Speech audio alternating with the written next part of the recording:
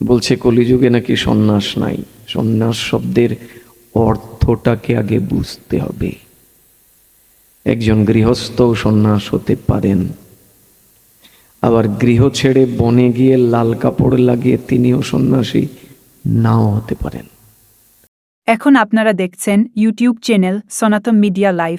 চ্যানেলটি এখনই সাবস্ক্রাইব করে বেল আইকন বাজিয়ে অল সিলেক্ট করে দিন। আপনারা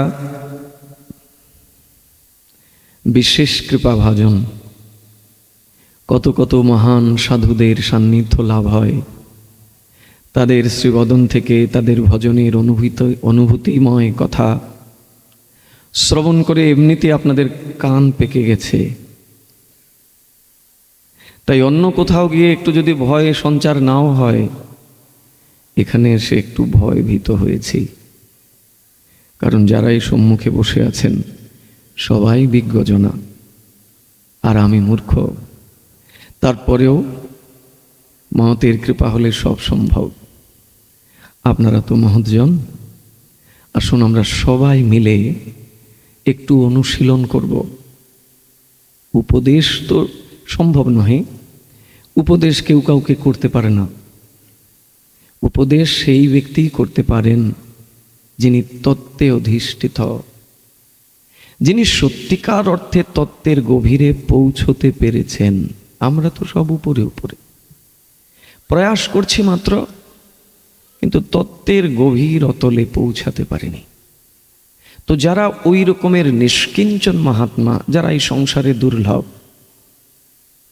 কদাচিৎ যদি কখনো মিলে যায় তাহলে এটা বিরাট সৌভাগ্য। মূলত কনিষ্ঠ অধিকারী এবং মধ্যম অধিকারী সাধুদেরই সঙ্গ আমরা প্রাপ্ত হই। উত্তম অধিকারী সাধুর সঙ্গ সব সময় সম্ভব হয় না।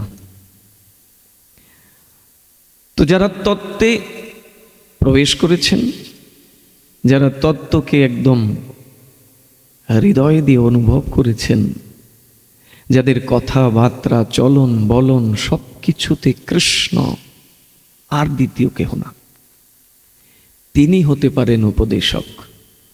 যে কেউ হতে পারে না, অসম্ভব। যদি কেউ মনে করেন যে আমি উপদেশ দেওয়ার যোগ্যতা অর্জন করেছি, এটা কোনো না কোনোভাবে অভিমানের পর্যায়ে পৌঁছায়। আর যেখানে অভিমান, ভগবান অন্তর্ধান করেন। কতভাবে ভগবান দেখিয়েছেন এবং তার ভক্তদেরকে দিয়ে দেখিয়েছেন। যখনই ভক্তদের হৃদয় আকাশে অভিমান, অহংকার এসেছে, সঙ্গে সঙ্গে ভগবান অন্তর্ধান করেছেন। এবং তিনি যে অহংকার বস্তুটাকে সহ্য করতে পারেন না, এইটুকু অহংকার থাকলে যে কৃষ্ণ কৃপা থেকে তিনি বঞ্চিত থাকেন, এটা বোঝানোর জন্যে স্বয়ং রাধা রানীকে দিয়ে পর্যন্ত দেখিয়েছেন।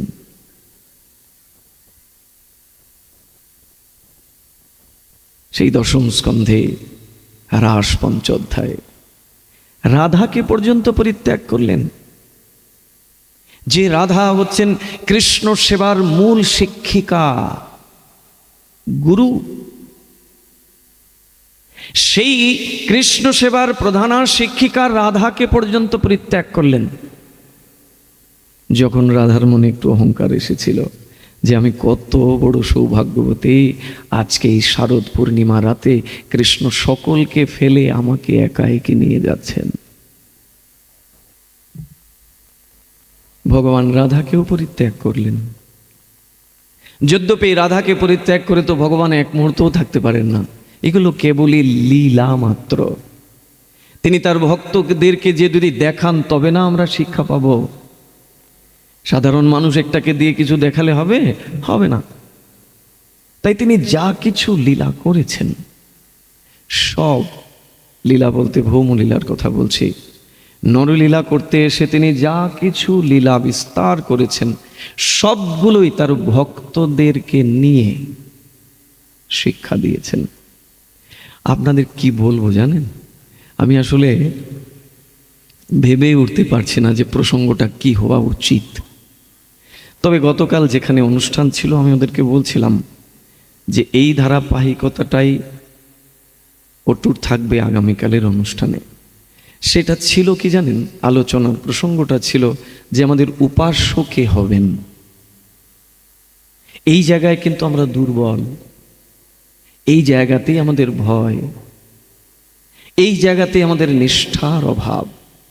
এমনি তো মুখে আমরা বলি নিষ্ঠা, আমি নিষ্ঠা নিয়েই করি, কিন্তু বিচার করে দেখবেন তো আদৌ কি নিষ্ঠা আপনার অটল হয়েছে কৃষ্ণের প্রতি? একটু বুঝতে হবে। আমরা যার চরণে বসে ভগবানের কথা শ্রবণ করছি, সেই ভগবতী মা কাত্যায়নী, তার চরণে অসংখ্য কোটি দণ্ডবত প্রণাম জানাই। তিনি আমাদের সবার প্রতি কৃপা বর্ষণ করুন, কারণ তারই প্রভুর কথা শুনতে বসেছি আমরা।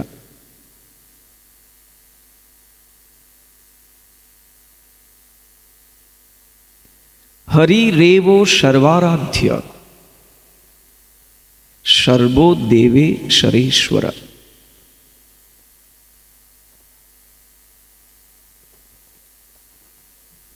হরি হচ্ছেন সবার আরাধ্য, সর্বদেবেশ্বরেশ্বর, সমস্ত দেবতাদের তিনি ঈশ্বর। এরপরে কি না, ঈশ্বরেরও ঈশ্বর। ঈশ্বর আবার আছেন অনেকেই। ভগবানের যে 10 অবতার রয়েছে, নৃসিংহ, বামন, আজকে বরাহদেবের আবির্ভাব। প্রভাতে অর্চনান্তে, বরাহদেবের অর্চনান্তে পারণাদি হয়েছে, আজকে ভগবান বরাহদেবের আবির্ভাব। ঈশ্বর, কিন্তু পরমেশ্বর নহেন। বরাহ, নৃসিংহ আদি কুর্ম যারাই আছেন এরা সবাই ঈশ্বর। আর সেই ঈশ্বরেরও ঈশ্বর একজন আছেন, তিনি হচ্ছেন ঈশ্বর পরম কৃষ্ণ, সচ্চিদানন্দ বিগ্রহ, অনাদির আদি গোবিন্দ, সর্ব কারণ কারণম। সমস্ত কিছু কারণের কারণ একজন, তিনি কৃষ্ণ। যখন কিচ্ছু ছিল না, পৃথিবী ছিল না, জল ছিল না, আগুন ছিল না, বায়ু ছিল না, দেবতা আদি কেউ ছিলেন না, তখন একজন ছিলেন। সেই একই হচ্ছে অদ্বিতীয়, সেই একই হচ্ছেন আমাদের উপাস্য। যদি মহাপ্রভুকে আমরা বিশ্বাস করি, মুখে খালি বললে হবে না যে মহাপ্রভু আমার প্রাণধন। যদি সত্যি মহাপ্রভু আপনার প্রাণধন হন, তাহলে মহাপ্রভুর আদেশকে আপনি পালন করবেন নাকি অন্য কারুর কথাকে আপনি মান্যতা করবেন? শ্রীনাথ চক্রবর্তী পাদ একদম স্পষ্ট করে বললেন, মহাপ্রভুর মতমিদং তত্রাদর ন পরহ। মহাপ্রভুর মতের বাইরে ন পরহ, আর কারুর মতকেই প্রাধান্য দেয়া যাবে না। কেন না, তিনি যুগ অবতার, সেই কৃষ্ণই শ্রীকৃষ্ণ চৈতন্য রূপে এসেছেন। আজকে একজনের একটু পাঠ শুনছিলাম, আমার পাশেই এরা চালাচ্ছিল, সেখানে কি সুন্দর বলছে ব্যাসাসনে বসে। বলছে কি জানেন, বলছে মহাপ্রভু নিজে সন্ন্যাসী, কিন্তু তিনি সন্ন্যাস ধর্মকে ত্যাগ করেছেন। কোথা থেকে পেল তারা এগুলো? এটা কি সমাজকে দুর্ভাগ্যের দিকে নিয়ে যাওয়া নয়? ষড় গোস্বামী যারা ছিলেন, রূপ সনাতন আদি, সন্ন্যাস যদি মহাপ্রভু নিষেধই করবেন, তাহলে তার সঙ্গী যারা ছিল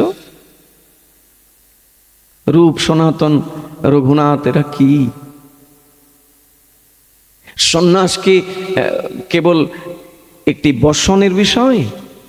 মহাপ্রভু সন্ন্যাসকে পরিত্যাগ করেছেন, অথচ তারা ব্যাসাসনে বসে বলছেন এইসব কথা। এটা খুব বেশি মর্মান্তিক। আরেকজন বলছেন, তিনি বলছেন কি যে 1 কোটি কৃষ্ণ নাম নিলে যে ফল হয় 1 রাধা নামে সে ফল হয়। কোথায় আছে এগুলো লেখা? মন গড়া কিছু বলে নিলে হবে? কৃষ্ণকে ছোট করলে তাতে কি রাধারানীর আনন্দ হবে আদৌ? বা রাধাকে ছোট করলে কি কৃষ্ণের আদৌ আনন্দ হবে? বাবা ঘুমোচ্ছেন কেন? রাধে রাধে। কিন্তু এটাই আমাদের অজ্ঞতা। এই অজ্ঞতা থেকে আমাদেরকে বেরোতে হবে। আর এই অজ্ঞতা থেকে বেরোনোর সবচেয়ে বড় সাধনাই হলো সাধু সঙ্গে ভাগবত কথা শ্রবণ। যদি এই কথাটা সাধু মুখে হয়, আগেই বলেছি যে উপদেশ দেওয়ার মতো যোগ্যতা যে কেউ লাভ করতে পারে না। তত্ত্বের ভেতরে যিনি প্রবেশ করেছেন, যিনি কৃষ্ণময়, কৃষ্ণ ব্যতিরিক্ত কিছু বোঝেন না। কবি বিড়িতম কলমশাপহম, কবি বিড়িতম, কবিগণ কর্তৃক তোমার কথা চতুর্দিকে সংস্তুত হয়েছে। তোমার এই দিব্য কথা যখন ধ্রুব, প্রহ্লাদ, নারদের মতো এইরকম মহাত্মার শ্রীমুখ থেকে প্রকাশিত হয়, তখন কি হয় জানো? কলমশ সমস্ত কিছু ধুয়ে মুছে পরিষ্কার হয়ে যায়। এই হৃদয়ে যে কলমশ আছে না, কলহ, কুটিনাটি, হিংসা, দ্বেষ, বিদ্বেষ, পরশ্রীকাতরতা, পরনিন্দা, পরচর্চা আদি সব মুহূর্তের মধ্যে ধুয়ে মুছে পরিষ্কার হয়ে যায় যদি ভগবানের এই দিব্য কথা কবি বিড়িতম, যদি এইরকম নিষ্কিঞ্চন মহাত্মার শ্রীবদন থেকে হয়। আর যদি এইরকম কথা হয় যে মহাপ্রভু কলিযুগে সন্ন্যাস নিষিদ্ধ করেছেন, এটা পুরোপুরি মহাপ্রভুর বিরোধী কথা হয়ে গেল। কৃষ্ণ নাম 1 কোটি নিলে 1 রাধারামের সমান। আশ্চর্যের বিষয়। আমি যা কিছু বলবো সেটা যেন এই ভাগবতের ভেতরে থাকে। ওই ভাগবতের বাইরে গিয়ে অনেক কিছু মন গড়া সাজিয়ে গুজিয়ে নিজেকে প্রতিষ্ঠিত করবার জন্যে আমাদের সবাই চিনুক, এই প্রবণতা থেকে আমাদের সরে আসতে হবে। এখানে বসার উদ্দেশ্যই হলো জীবের হৃদয়ে ভগবানকে প্রতিষ্ঠিত করা। এই হৃদয়ে ভগবানকে প্রতিষ্ঠিত করা ব্যাসাসন থেকেই সম্ভব। হরিরেব সর্বারাধ্য সর্বদেব সরেশ্বর ইতরে ব্রহ্মদেবাদ্যা, ইতরে ব্রহ্মদেবাদ্যা না অবজ্ঞা কদাচন। বিরাট শিক্ষা। কে বলছেন জানেন? বলদেব বিদ্যাভূষণ পাদ, গৌড়ীয় আচার্য ভাস্কর, গোবিন্দ ভাষ্য যিনি লিখেছিলেন। হরিরেব সর্বারাধ্যা সর্বদেব সরেশ্বর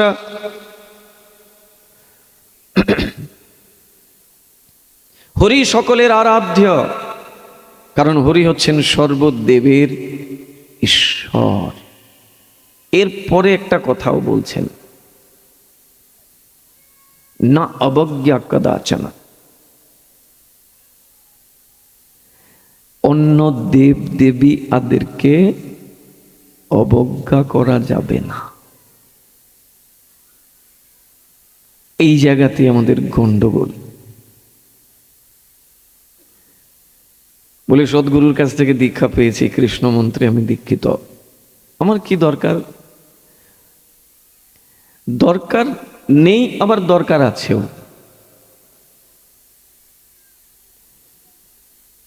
আমরা কি বলেছি না, উপাস্য একজন, উপাস্য কখনো দুজন হতে পারেন না, উপাস্য কখনো বহুবচন হতে পারেন না। কিন্তু প্রণম্য সবাই এই জায়গায় যদি গড়বড় হয় তাহলে মর্যাদার উল্লঙ্ঘন হবে। আর মহাপ্রভু বলছেন, আমি সব সইতে পারি, মর্যাদা উল্লঙ্ঘন সইতে নারী। এই জন্য ভাগবতে সব কিছু দিয়ে রেখেছেন জানেন, আমরা যেগুলো ভাবতেও পারবো না, যেটা আমাদের এই ছোট্ট সফটওয়্যারে আসেই না চিন্তায়, তার উত্তর ভগবান দিয়ে রেখেছেন ব্যাসদেব। ব্যাসদেব মানে ভগবানের শক্তাবেশ অবতার, সাক্ষাৎ ভগবান ব্যাসরূপে অবতীর্ণ হয়েছেন। সব কিছুর মীমাংসা এখানে রয়েছে। কেবল আমাকে শৃণ্যত শ্রদ্ধয়া নিত্যম, নিত্য শ্রদ্ধার সহিত সেটাকে শ্রবণ করতে হবে। তাহলে অন্যান্যরাও ঈশ্বর রয়েছেন, বরাহ, কর্ম, নৃসিংহ আদি, কিন্তু এরা পরম ঈশ্বর নহেন। আমাদের নিষ্ঠা কি কৃষ্ণের চরণে অটুট? নিজেরাই নিজেকে জিজ্ঞাসা করবেন। যখনই একটু বিপদ টিপদ আসে, সম্ভাবনা আছে সামনে বিপদ আসার, তখন কি কৃষ্ণের প্রতি নিষ্ঠাটা অটল থাকে নাকি একটু বিক্ষিপ্ত হয়ে যায় গো? হ্যাঁ, আপনাদেরও তো হয় না, আমার তো হয়। তখনই মনে আসে নৃসিংহদেব, নৃসিংহদেব, নৃসিংহদেব। মহাপ্রভু যে এখানে বলছেন আরাধ্য ভগবান ব্রজেশ তনয়া, সবার আরাধ্য একজন ব্রজেশ তনয়, ব্রজের নন্দন। যদি আমরা বুঝতে ভুল বুঝি, স্পেসিফিক করে বলছেন এই ব্রজের তনয় থাকে কোথায়? এই ব্রজের তনয় কংসের কারাগারে মথুরায় থাকে না। এই ব্রজের তনয় ওই দ্বারকার রাজ সিংহাসনে থাকে না। মহাপ্রভু যে ব্রজেন্দ্র নন্দন, ব্রজের তনয় কৃষ্ণের উপাসনার কথা আমাদের বলছেন, তার কোথায় তিনি থাকেন? বলছেন তদ্ধাম বৃন্দাবনম, তিনি বৃন্দাবনে থাকেন। এরপরে আমরা আমাদের উপাসনাটাকে এক জায়গায় রাখতে পারি না। বলছেন মুকম করতি বাচালম, খুব তো বলি মুখে মুখে, সবাই এই শ্লোক জানিও। মনে হয় না এখানে কেউ একজন নাই যে এই শ্লোক জানে না। মুকম করতি বাচালম পঙ্গুং লঙ্ঘয়তে গিরিম ইয়ৎ কৃপাতমহং বন্দে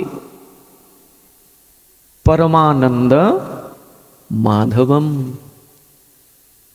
মাধব মানে কৃষ্ণ, মধু কৈটবকে বধ করে সেই নাম প্রাপ্ত হয়েছেন। তা সেই মাধবকে যদি কেউ আশ্রয় করে, বলছে সে যদি পঙ্গুও হয়, খোড়াও হয়, তাহলে সে গিরি অতিক্রম করতে পারে, গিরির চূড়া দেশে উঠে যেতে পারে, একটি পাহাড়ের উঁচুতে উঠে যেতে পারে, যদি মাধবের কৃপা হয়। সে যত বড়ই খোড়া হোক না কেন। কি বললেন? মুখম মুকম করতি বাচালম। বাচালম বলতে আমরা মনে করি কি, বাচাল মানে হচ্ছে যারা বাচস্পতি, বেশি কথা বলে, বক বক বক বক করতে থাকে, আমরা এদেরকেই বাচাল মনে করি। কিন্তু গোস্বামীচরণ এখানে এই বাচালম বলতে ওই যারা বেশি কথা বলে তাদেরকে বোঝাননি। বলছেন যিনি, যার মধ্যে শব্দ সংযোজন করার ক্ষমতা নাই, যে অক্ষরের সাথে পরিচিত নহে, যার শব্দ অলংকার কোনো কিছু জানা নাই, অর্থাৎ মূর্খ। সেই মূর্খ ব্যক্তি কি করতে পারে? অনর্গল সেই শব্দ অলংকারকে যুক্ত করে স্তুতি করতে পারে, যদি মাধবের কৃপা হয়। বলবেন প্রমাণ কোথায়? দেন দেখি এমনকে যারা ভগবান এইভাবে জিহ্বার মধ্যে সমস্ত শব্দ অলংকার দিয়েছে, অথচ সেই ব্যক্তি মূর্খ ছিল।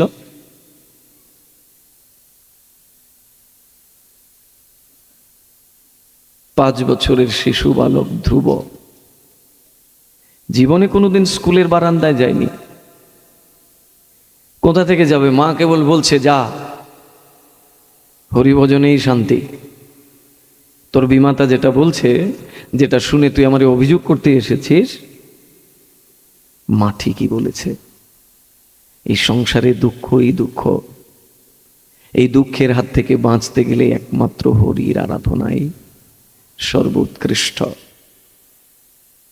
বলে, মা, হরিকে কোথায় গিয়ে পাবো? বলে, একজন উত্তম অধিকারী মহাত্মা, একজন উত্তম অধিকারী গুরুর সান্নিধ্যে থেকে গুরুই হরির কাছে নিয়ে যাবেন। তাকে কোথায় পাওয়া যাবে মা? বলে, তাই তিনি তো লোকালয়ে থাকে না, তিনি একটু জনবিহীন জনশূন্য স্থানে ভজন করেন। খুঁজে বের করতে হবে। বনেতে তারা তপস্যা করে একান্তে, সেইখানে গেলে পাবি। কেমন প্রত্যয়, কেমন দৃঢ়ত্ব ধ্রুবের মধ্যে! মায়ের কথা মানে এতে মিথ্যা হতেই পারে না। মা যে গুরু জানে ধ্রুব। গুরু শুধু ওই যিনি কানে মন্ত্র দান করলেন তিনি যে গুরু, না না না না। গুরুর 3টি প্রকোষ্ঠ। প্রথম গুরুই হচ্ছেন মাতা পিতা,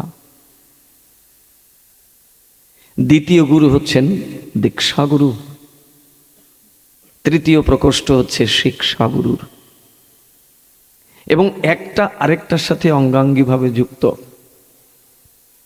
অবশ্য এখানে আরো কিছু কথাও আছে। এখন যদি কেউ, কোনো মা কোনো বাবা বলেন, এই আমি কিন্তু তোদের গুরু, তুমি গুরু, তুমি আমার প্রণম্য, তুমি আমার শ্রদ্ধার পাত্র, কিন্তু বিচারও করতে হবে তিনি যে গুরু, তার মধ্যে কি সেই গুরুত্ব আছে? তিনি কি আমাকে কৃষ্ণ ভজনে এগিয়ে দেন?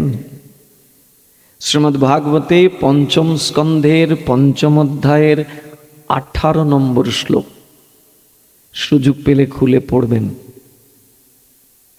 সেখানে স্পষ্টভাবে বলছেন, গুরুর ন শস্যাৎ জননীর ন শস্যাৎ।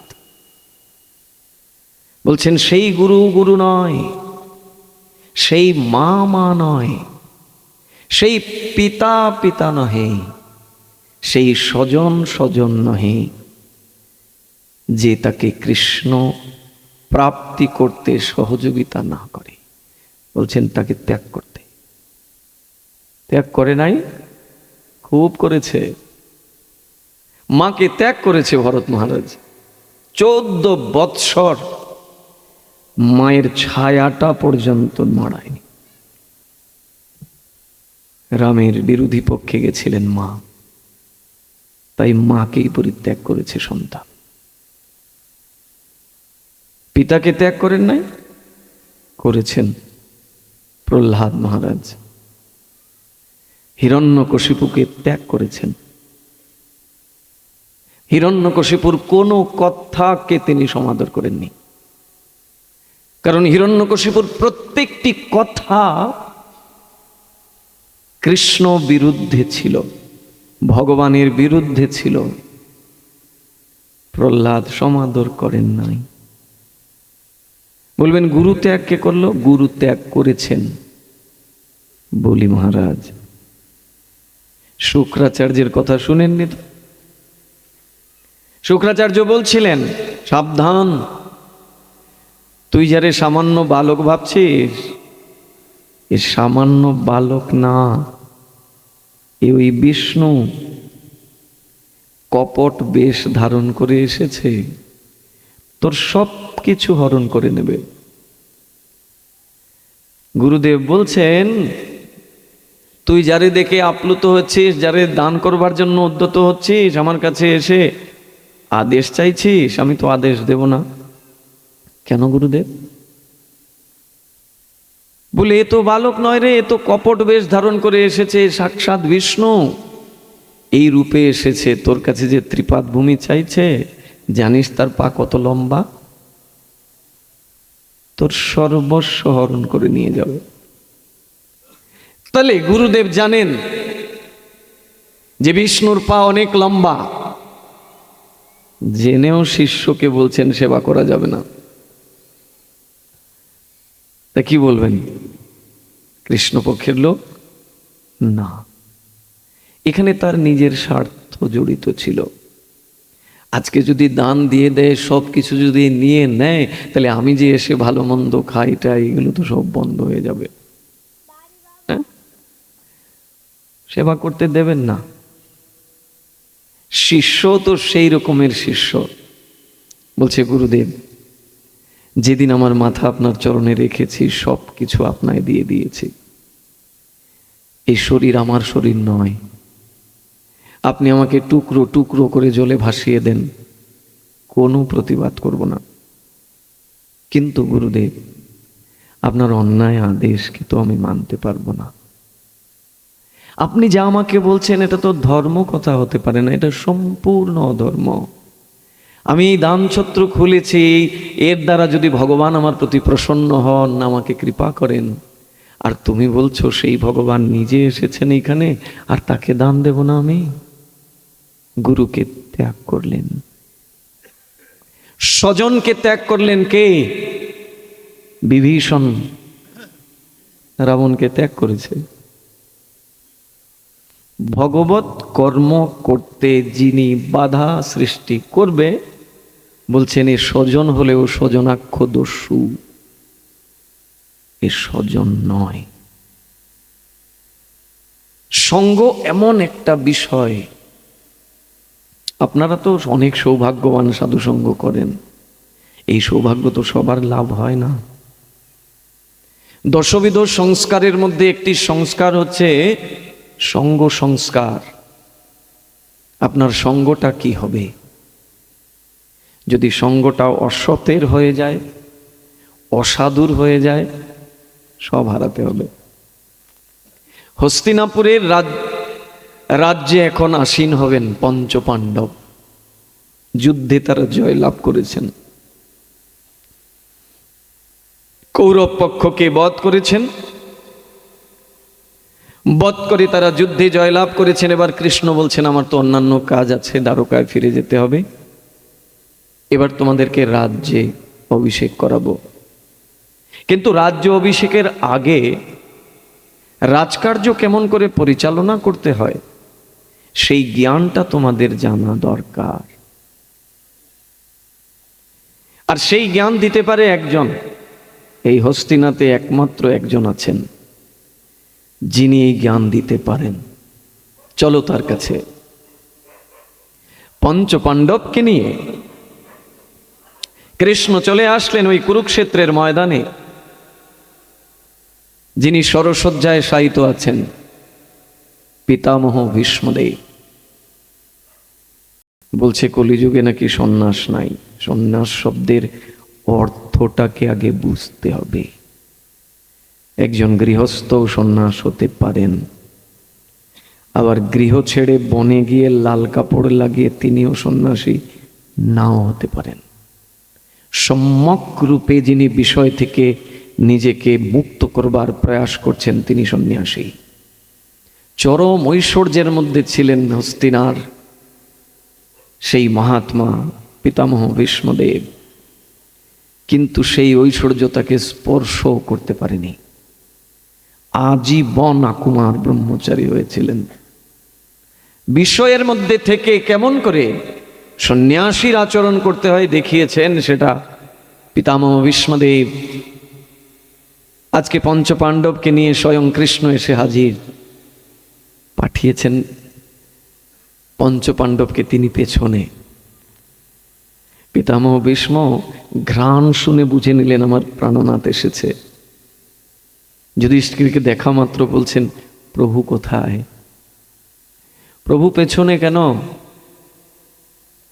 কৃষ্ণ আসলেন সামনে, এসে বলছেন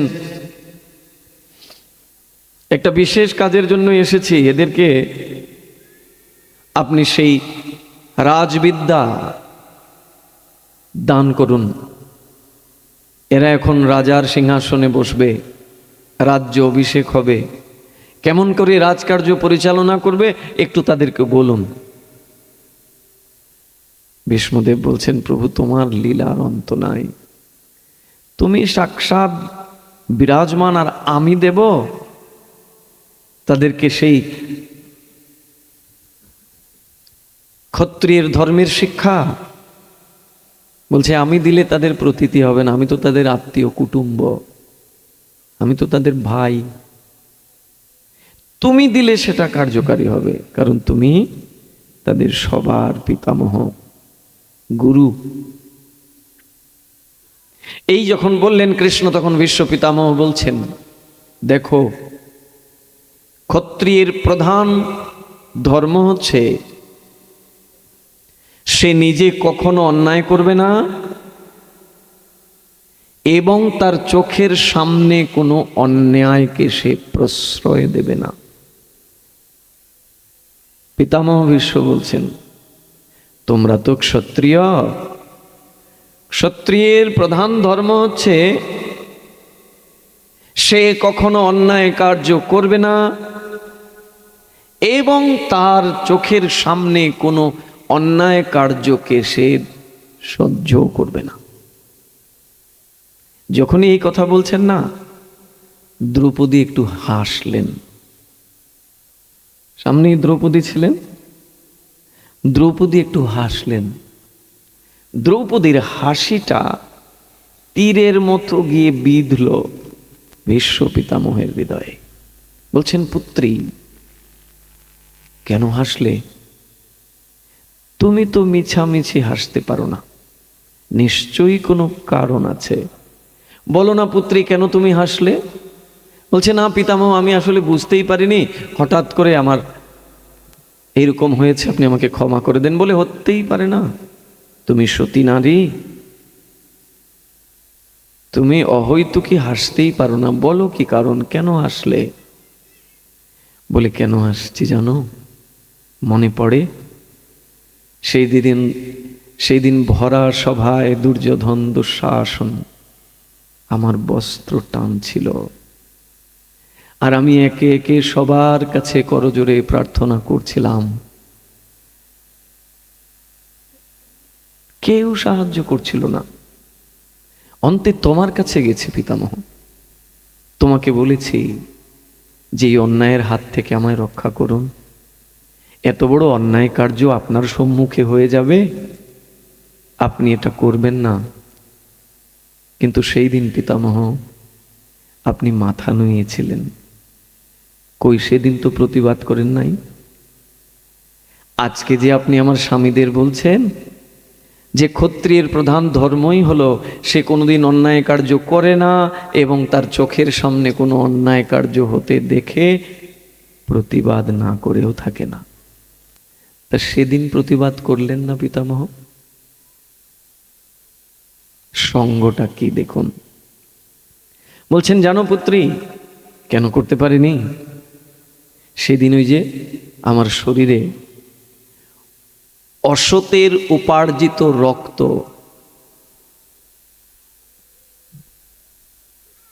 বিষয়ীর উপার্জিত বস্তু আমি আহার করতাম। বিষয়ীর অন্ন খাইলে মলিন হয় মন, মলিন মনে না হয় কৃষ্ণের ভজন। সেই দিন বিষয়ের অন্ন খেয়েছি না, আর যা অন্ন খাওয়া হবে সেটাই তো রক্ত আসবে শরীরে। ওই বিষয়ের অন্ন খেয়ে মন মলিন হয়েছিল, তাই প্রতিবাদ করতে পারিনি। আর আজকে কেন করতে পারছি জানো? তোমার স্বামী অর্জুন একের পর এক তীর আমার শরীরে বিক্ষিপ্ত করেছে। প্রত্যেকটি তীর থেকে টপ টপ করে সেই বিষয়ী রক্ত, সেই অশুদ্ধ রক্ত সব ঝরে পড়ে গেছে। এই শরীরে আর সেই দিনকার অসৎ রক্ত নাই। তাই আজকে তোমাকে নির্দ্বিধায় সেই কথা বলতে পারছি।